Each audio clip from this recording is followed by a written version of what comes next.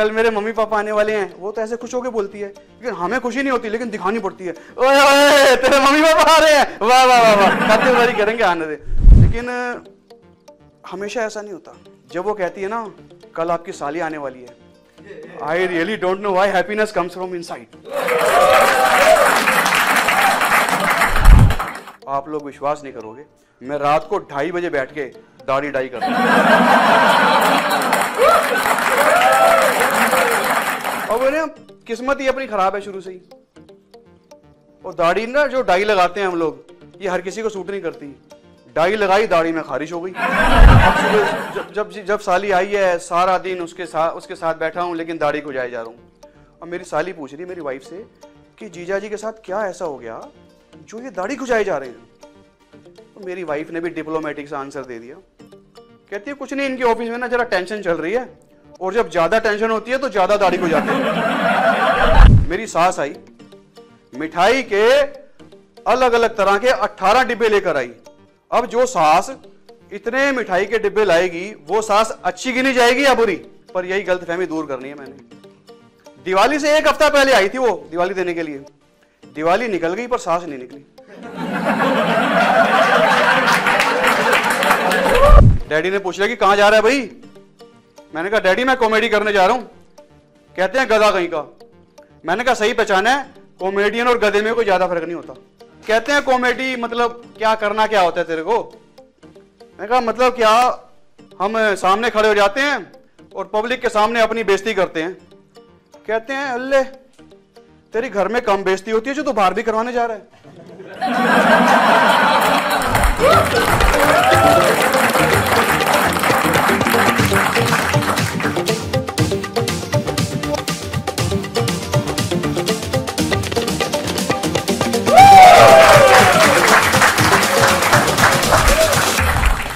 मैं पंजाब के लिए निकलने वाला था, तो डैडी ने पूछ लिया कि कहां जा रहा है भाई?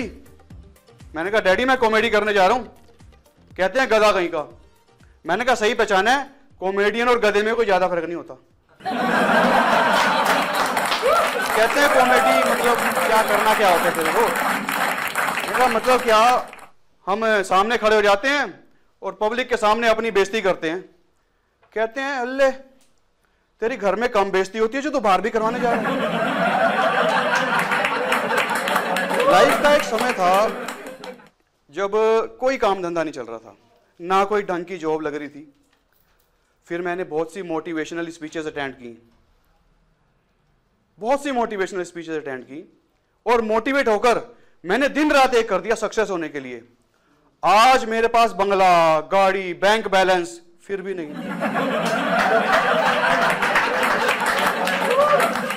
मतलब ये समझ लो कि हालात ऐसे थे कि किसी ने कहा कि लिफ्ट मैन की जॉब है। मैंने कहा कर लेते हैं भाई। और सच बताऊं उसमें करना भी कुछ नहीं था ज्यादा, सारा दिन बस उंगली करनी होती है।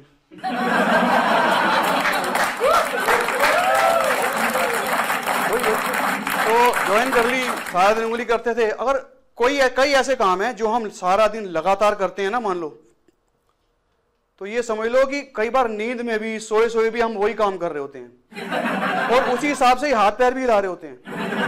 अब वो ना पुराने किस्म की लिफ्ट थी, जैसे होता है ना आजकल ग्राउंड, फर्स्ट, सेकंड, थर्ड, इस तरह की लिफ्ट होती है।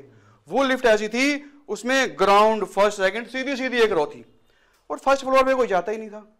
इस चक्कर में फर्स्ट फ्लोर का जो बटन था वो हार्ड हो गया, बहुत कम दबाना पड़ता था, कभी चांस ही नहीं मिलता था समझ लो। इस चक्कर में वो हार्ड हो गया।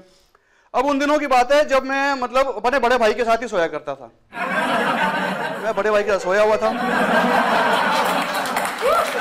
किसी ने कह दिया, मैं सपना देख रहा था उसके साथ सोया हुआ था, तो पैसेंजर चढ़ा, पैसेंजर ने कह दिया भाई फर्स्ट फ्लोर। मैंने बड़े भाई की, कहता क्या कर रहा है यार? मैंने कहा कुछ नहीं भाई, किसी ने फर्स्ट फ्लोर पे जाना था। कहता किसी के फर्स्ट फ्लोर के चक्कर में मेरी बेसमेंट खराब कर देगा।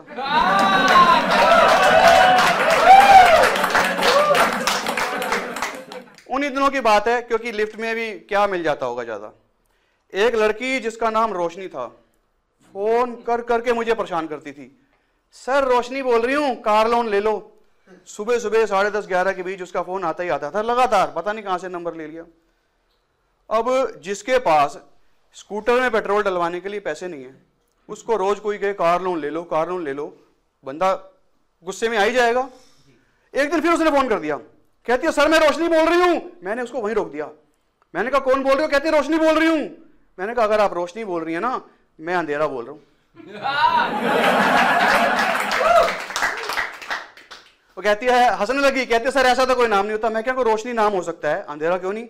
कहती है वो तो मैं दिवाली के दिन पैदा हुई थी, चारों तरफ रोशनी थी, घर वालों ने मेरा नाम रोशनी रख दिया। मैं कहा जिस दिन मैं पैदा हुआ था ना, हमारे जिले के और आसपास के कई जिलों के ट्रांसफार्मर फूक गए थे। तो मैंने कहा कुछ और बताओ अपने बारे में। उसने फोन काट दिया। तब से लेकर आज तक उसका कभी फोन ही नहीं आया। अच्छा, लड़की ने जो दिवाली की बात कही, उससे मुझे एक दिवाली का इंसिडेंट याद आता है। इसी दिवाली पे मेरी सास आई, मिठाई के अलग अलग तरह के 18 डिब्बे लेकर आई दिवाली देने के लिए। अब जो सास इतने मिठाई के डिब्बे लाएगी, वो सास अच्छी गिनी जाएगी या बुरी? कैसी गिनी जाएगी? अच्छी। पर यही गलतफहमी दूर करनी है मैंने। दिवाली से एक हफ्ता पहले आई थी वो दिवाली देने के लिए। दिवाली निकल गई पर सास नहीं निकली। और मैं सच बता रहा हूं, उन 18 डिब्बों में से मेरे घर वालों ने, मैंने शायद एक आध पीस लिया होगा। उस सारी मिठाई भी खुद ही खा गई। और एक्चुअली क्या है, मेरी खुद की अपनी वाइफ से ज्यादा बनती नहीं है, अनबन रहती है। लेकिन पता नहीं एक बार उसके दिमाग में क्या आ गया।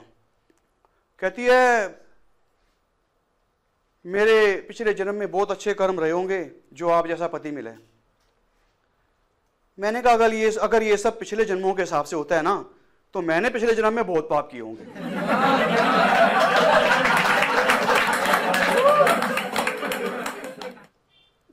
आपको पता नहीं होगा वैसे ज्यादा लोगों को कि गौरव भाई जो है मेरे साथ ही स्कूल में पढ़ते थे, मैं उनका सीनियर था।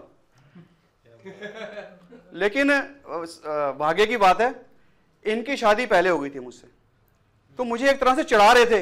कहते हैं मंजीते, ये नहीं कि मुंह उठाया जब मर्जी हमारे कमरे में घुस गए। मैं क्या, क्यों यार क्या हो गया? कहता मैं शादीशुदा हूं यार, दरवाजे पे आएगा तो पहले दरवाजा नॉक करना है, फिर अंदर आना है। मैं क्या, ठीक है शादीशुदा हो गया तो ऐसा करना भी चाहिए। मैंने कहा लेकिन एक बात याद रख, तू भी जब अपने कमरे में जाए ना तो दरवाजा नॉक कर लियो। कहते क्यों? मैंने कहा ये भी तो हो सकता है मैं पहले से अंदर हूं।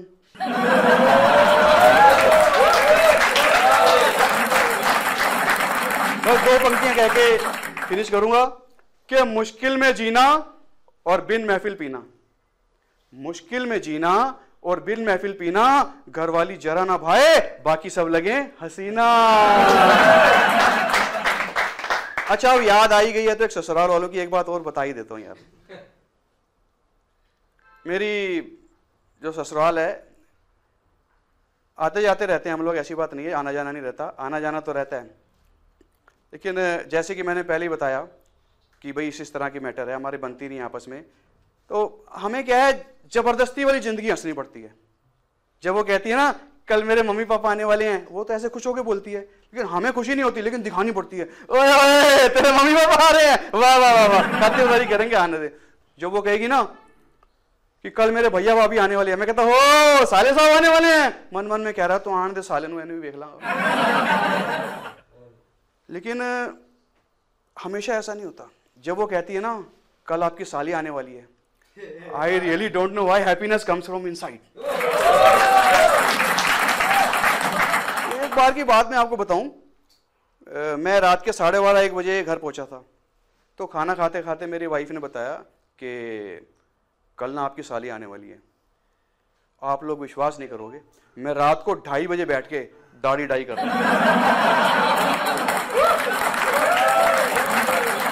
और बोले किस्मत ही अपनी खराब है शुरू से ही। और दाढ़ी ना, जो डाई लगाते हैं हम लोग, ये हर किसी को सूट नहीं करती। डाई लगाई, दाढ़ी में खारिश हो गई। अब सुबह जब साली आई है, सारा दिन उसके साथ बैठा हूं, लेकिन दाढ़ी को जाए जा रहा हूं।